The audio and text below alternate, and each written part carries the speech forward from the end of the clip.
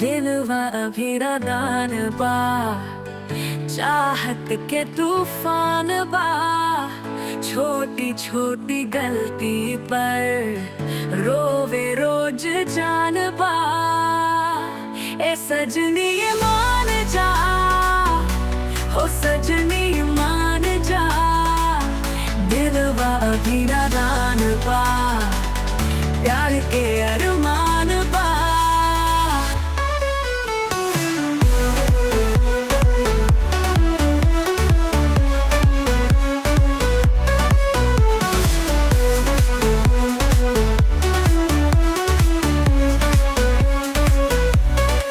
तोहरा हंसिया पे दुनिया कुर्बान बा।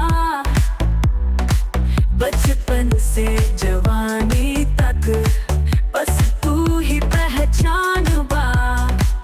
रंगवा तोहरा अखियन के मोती जैसा चमके। रात दिन तोहरा सपना दिलवा में धड़के।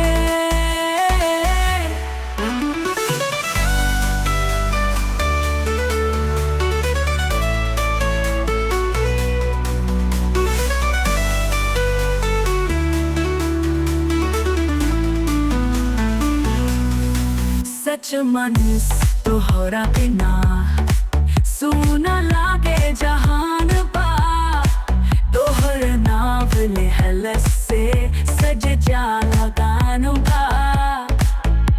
हंस के बोल जब तू महके चारों ओर।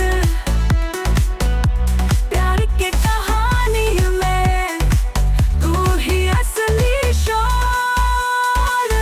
दिलवा अभी नादान बा, चाहत के तूफान बा। छोटी छोटी गलती पर रोवे रोज जान बा। ए सजनी मान जा, हो सजनी मान जा। दिलवा अभी नादान बा, प्यार के अरमान